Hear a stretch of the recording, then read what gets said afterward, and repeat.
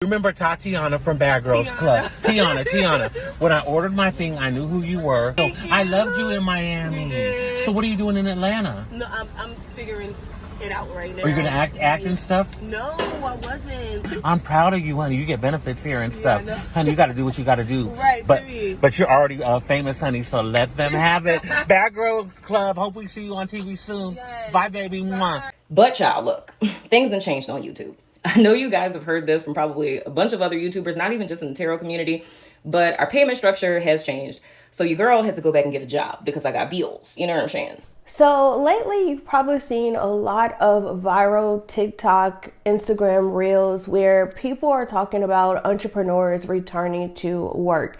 And I believe this is going to be a trend that we're going to see more and more as we progress throughout the new year. And so in this video, I want to talk about why entrepreneurs are returning back to work, so that if you are an entrepreneur, you don't feel guilty about it. But then also, if you're thinking about going into entrepreneurship, some things that you want to consider first. So like this video while the intro plays, and I'll meet you on the other side. There's no stopping me now. I know my 𝗓𝗓 sit down. Money's all over me. I'm called to be rich and be free. What is up, you guys? Welcome back to my channel. I am Ebony Evaughn. This is Social Land, my internet home, where I help you to go from confused to the ethical, cash generating boss that we both know you are meant to be. In today's video, we are all talking about this mass, I guess you could call it an entrepreneurship exodus, right? I remember like 2018, 2019, 2020, you had this big like 9-to-5 exodus, like everyone was quiet quitting. Everyone was resigning from their 9-to-5s and jumping head first into entrepreneurship. And now we're starting to see the reverse of that trend. I am personally not surprised by this at all, for a lot of reasons, and we're going to talk about it in this video. But we've seen a lot of entrepreneurs make the decision to return to 9-to-5s. While you have had a few content creators, online coaches, entrepreneurs actually vocalize this on like their public social media platforms, there are a lot of people who have done it secretly and quietly, whether they have took up a part-time job on the side, whether they have just went and got a complete full-time 9-to-5, which there's nothing wrong with that. I noticed that some people kind of carry this sense of shame that they had to quit being an entrepreneur and go back to a 9-to-5. And I think a lot of that is because of the fact that people have glamorized entrepreneurship and made it seem like it's just this easy thing. You could sip Mai Tais on the beach. You can only work 5 hours a week and get paid double or triple what you're making at your 9-to-5. But the truth of the matter is, everyone is not meant to be an entrepreneur, and there's a lot of toxic entrepreneurship is what I like to call it, or toxic positivity, where people make it seem like if you are a 9-to-5 worker, employee, then you're like the scum of the earth, right? And I have never been that person that felt that way, because even as an entrepreneur, like I just don't want to work for myself as a solopreneur. I want to be in a position to where I can actually hire other people, and I have employees that work for me and want to work for me without feeling like, they're not appreciated or they're not worthy because they do have a traditional job and they don't have their own businesses. But in this video, I just want to say, if you're on the fence and you're thinking about going back to a traditional job, do it, right? Give yourself that peace of mind, because I feel like so many people go into entrepreneurship, and because they see all of the success that people appear to have on social media, which that's just people's highlight reels, right? You don't really know what's going on behind the scenes. And I can tell you over the last 2 years where I've been working as an online business manager, and I'm more of an intrapreneur than an entrepreneur. I kind of immerse myself into other people's businesses behind the scenes. And I've noticed that, number one, every business, regardless, big or small, how long they've been in business, is bursting. So much stuff is going wrong behind the scenes. You have a lot of turnover with employees. They don't have systems and processes in place. They really don't, a lot of them don't know what they're doing and they're just winging it. And on the surface, it looks so picture perfect and put together, like, oh my gosh, this person has it all figured out. They have the best business. And it's not that behind the scenes. Trust me, okay? Trust me. I have seen it all. And so if you're on the fence of like, you're in this space, you know what, I'm not making the money I thought I was going to make. I'm hungry. My light's going to get cut off in a couple weeks. I don't know how I'm going to make it. And you're stressing yourself out because you're trying to force yourself into this world of entrepreneurship. Listen, get a job. There is nothing wrong with having a job, okay? Like, before entrepreneurship was entrepreneuring, listen, traditional jobs was where, now, not all jobs, because there are some jobs where I'm like, listen, you definitely need to pay these people more, especially when it comes to education and teachers. And my sister is a teacher, right? And I feel like you have people who, especially millennials, who were told, like, if you want to be successful, you have to go to college. And if you go to college and then you end up with all this student loan debt, but then the job opportunities still aren't there, you kind of feel like you got cheated, right? And I know a lot of people use that in entrepreneurship. It's like, well, like, college is a scam. Listen, there is still a lot of benefits to going to college. For me personally, I have a bachelor's degree in business management. I also have three masters, okay? I have my MBA, I have a master's in human resources, as well as healthcare administration. And while I may not necessarily use all of those degrees currently, and I do feel like I was finessed into feeling like I had to go get continuing education and get my graduate degrees, I still feel like I have benefited a lot from my educational experience, just being in college and seeing different people who look like me but are also from different walks of life, and then also just the wisdom and education that you gain, right? When you go to college, it is proven statistically that people with a college education live longer. And I think a lot of that is just from being immersed in that experience, but also the education that you get when you go beyond just your high school level of education. Now, with all of that being said, I don't want to turn this into a like college degree video. I want to talk about like some of the core reasons why entrepreneurs are returning to 9-to-5s. And if you're on that fence, maybe me going through these reasons will help you to understand if it's a decision that you need to make that can be beneficial for you. So one of the things about entrepreneurship that people tend to glorify is the fact that you can make so much money. Everywhere you look, you see people talking about, oh, I just made $2,000 in my sleep. Like, I woke up to notifications, like client paid this, customers bought this, right? I made 6 figures. I just had my first 10K month. And while you have people that are making these substantial, significant income claims online, a lot of times those numbers are misrepresented in the fact, okay, you made 10K, what? Is that in sales? Is that revenue? Is that profit? Like what?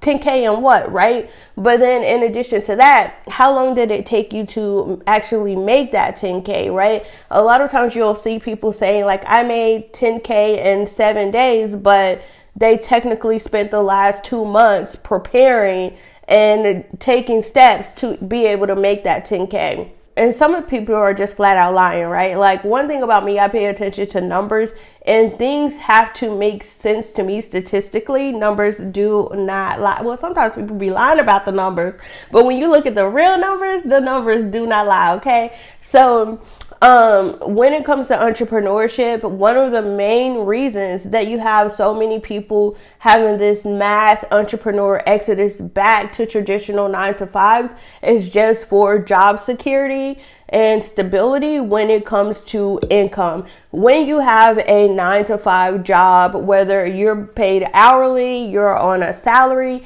you have predictable income. You know that at the end of your pay period, whether you get paid every week, the 1st and 15th, once a month, you know that at the end of every pay period, as long as you do the list of job roles and responsibilities that have been assigned to you, that you are going to get paid X amount of dollars.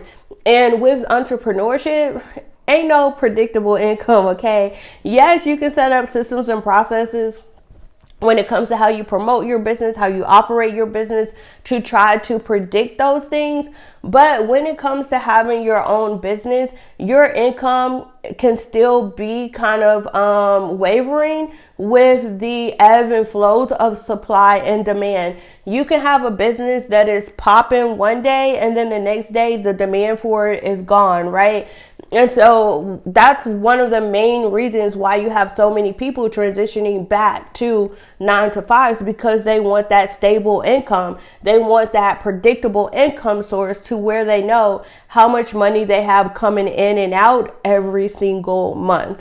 Now, let's get into another reason why you have so many people returning to traditional 9-to-5 jobs. And this is going to be for the benefits package, right? And so with entrepreneurship, it is really hard to get health insurance.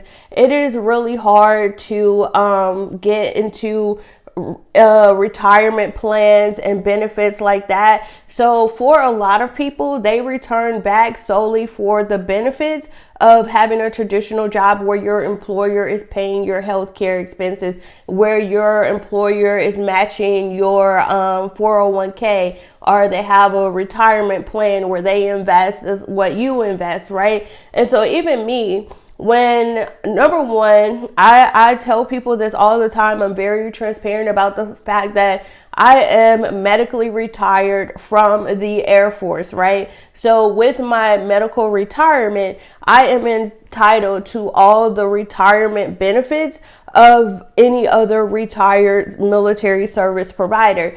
And so because I have those benefits, my health insurance is still through the military. So I pay what most people probably pay a month for insurance, I pay for an entire year. I knew going into entrepreneurship that I didn't have to worry about health insurance. I didn't have to worry about dental and vision, right?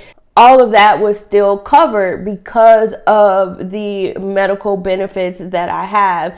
And so if you don't have a spouse, if you don't have, if you're under 26, you can still be on your parents' insurance until a certain point if you meet certain requirements. But if you're over 26, if you're not married, you don't have someone else who has a traditional job where you can get on their insurance through like a family plan, then insurance can be very expensive, okay? And that is something that you have to think about. And not only that, you have to think about your retirement plan. What is going to be your exit? Like, I know for me, I worked in the government sector, so I worked at a company that did full investment. So as long as you worked, I want to say either like 5 or 7 years, then you were fully invested. And each year you were required to invest, I want to say like 5% of our salaries into a retirement plan. And then our agency would invest, it fluctuated from year to year,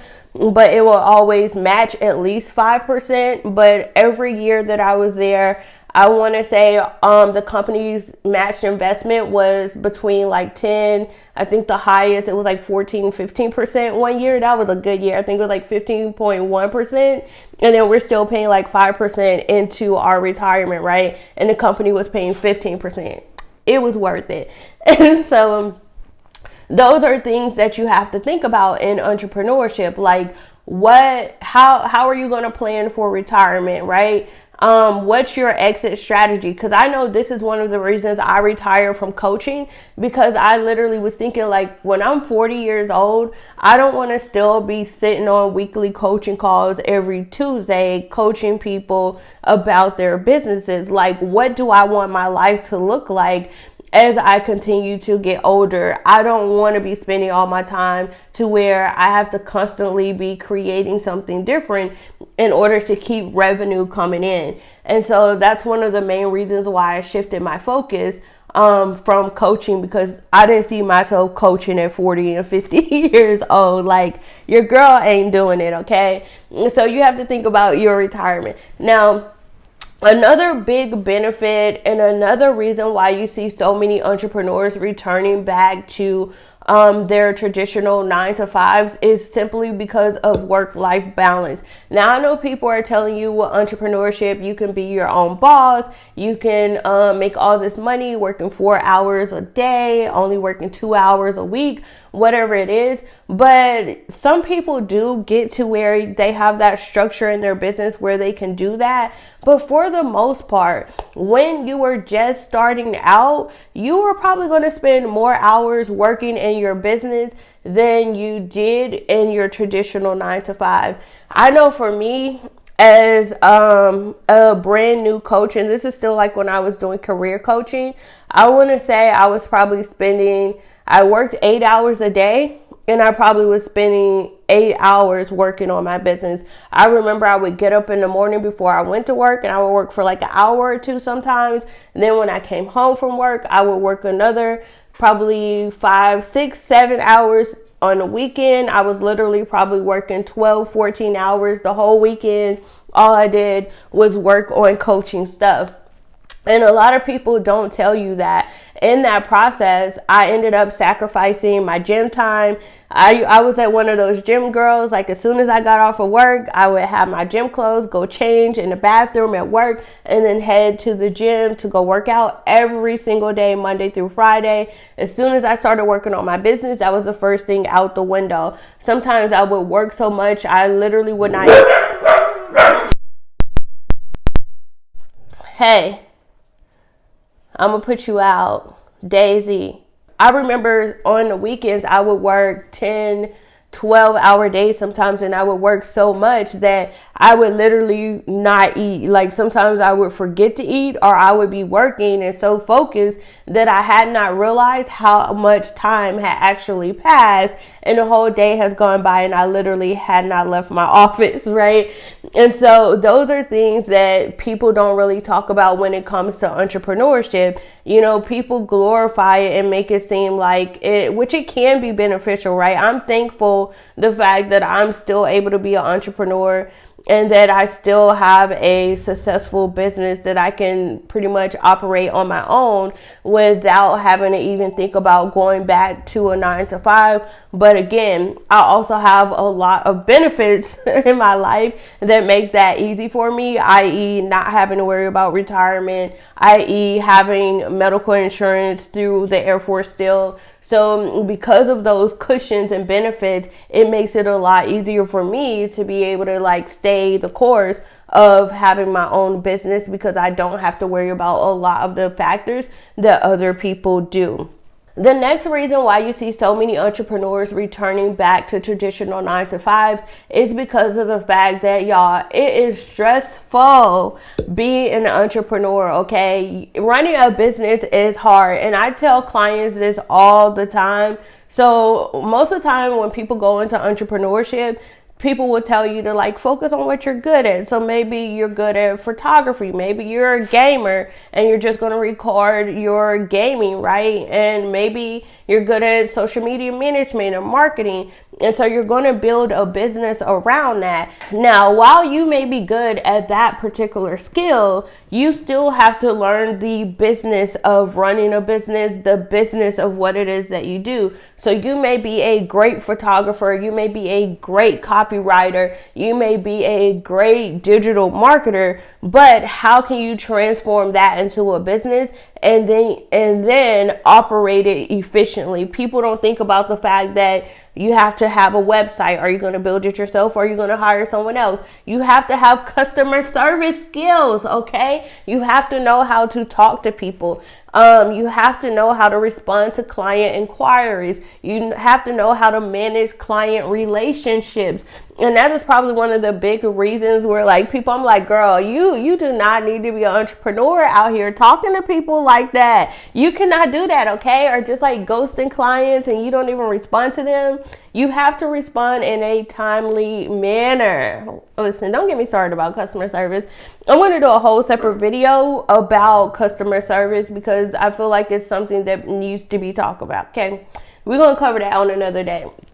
But it is stressful running a business, especially when you have to wear so many hats and you have to learn so many new things. Even though you may be great at copywriting or photography, now you have to learn how to manage a business in addition to actually providing your photography services or your copywriting services. And a lot of people don't really talk about that. They just make it seem like, oh, you could be your own boss.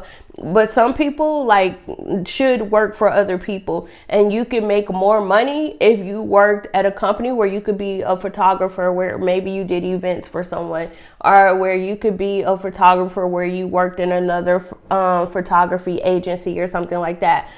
But not everyone has the skills and the critical thinking to be an entrepreneur. It's more than just being good at the actual skill that you do. All right, so let's get into the next reason why so many people are going back to traditional 9-to-5s and leaving entrepreneurship. And this is one of the reasons that, honestly, I'm going to be transparent. I think about this all the time, and that is social connections. Okay, so yes, as an entrepreneur, one thing that I have done is I have made sure that I have been very intentional about building community. I have my biz besties that I talk to about business things or just like life in general.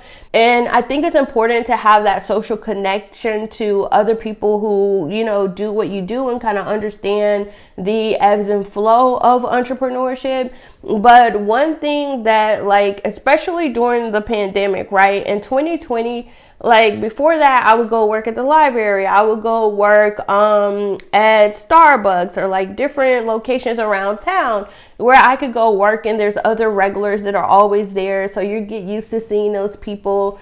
And it's just being around other people. But during the pandemic, specifically for me, it was probably one of the most lonely times ever as an entrepreneur. And I know like everyone was in isolation, the entire world was shut down. But as an entrepreneur, like I literally worked from my home office every day. I did not see other people, and it was very lonely. And I just felt like, I don't know, like I was like, man, like I miss being in an office working around other people. I miss having a work bay. Listen, in entrepreneurship, there is no work bestie, there is no work bae, and I miss that. I miss being able to go to work and you have that workplace bestie, that work bae that helps you get through your day. You guys have your little secret codes that you can communicate without even talking. You be like, girl,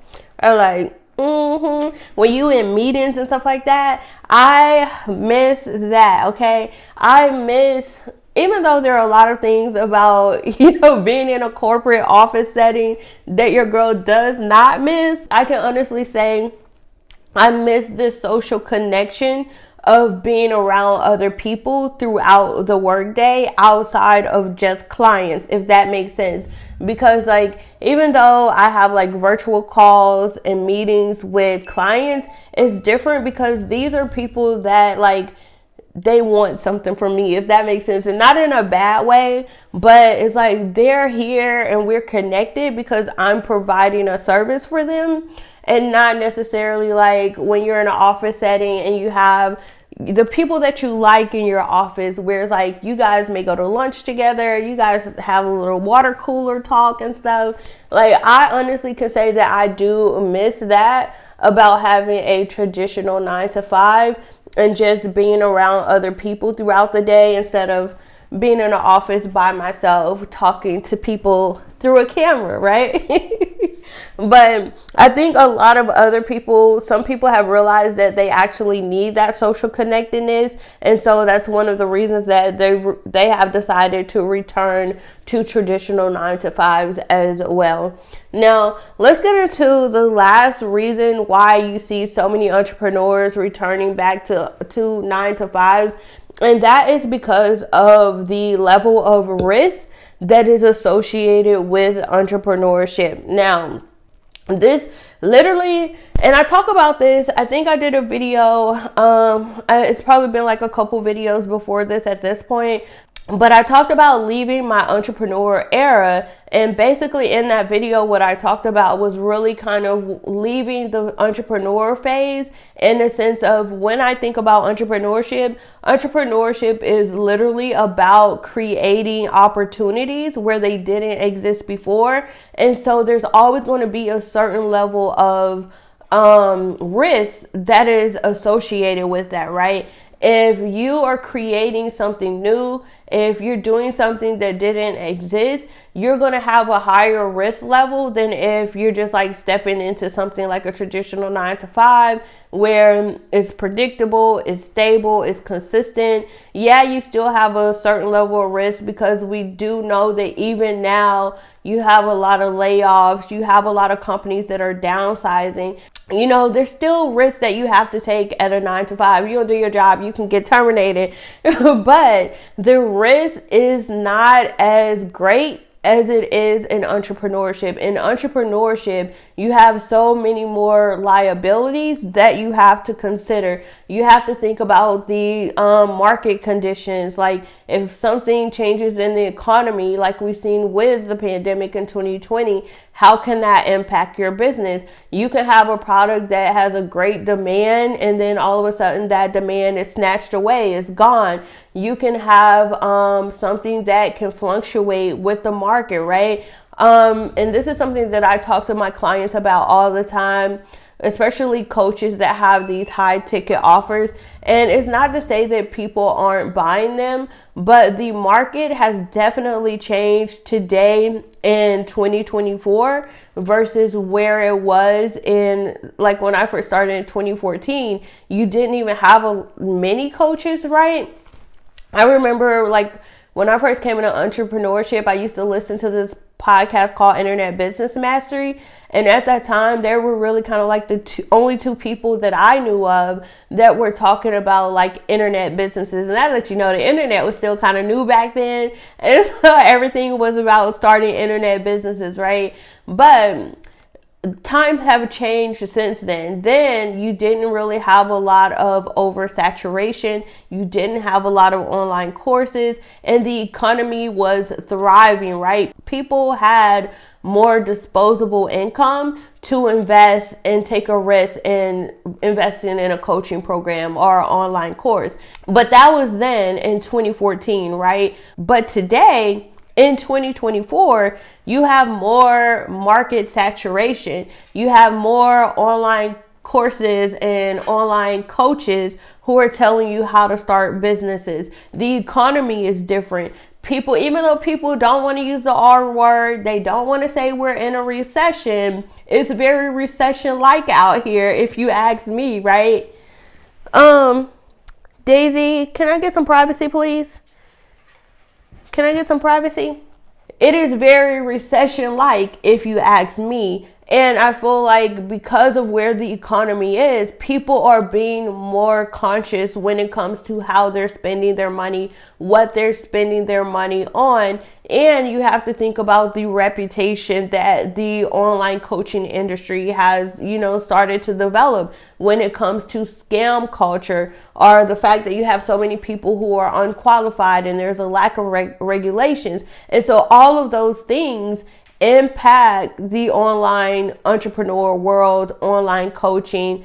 and how people are willing to invest. And then it also increases the risk that's associated with investing in online courses or coaches and things like that. So those are the reasons for why I feel you have so many entrepreneurs are deciding to make the transition to return to traditional 9-to-5s. But I want to hear from you. Let me know, what do you think? Do you think that the reasons that I named are kind of the driving forces behind people returning to traditional 9-to-5s? Do you feel like it's something else?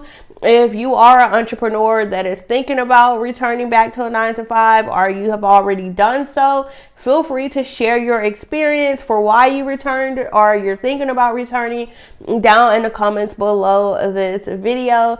As always, I just want to say, you guys, thank you so much for stopping by my internet home. Make sure you like, comment, and if you haven't already, consider subscribing to my channel and turn on those notifications so you will be the first one to get notified anytime I upload another video just like this. All right, bye y'all.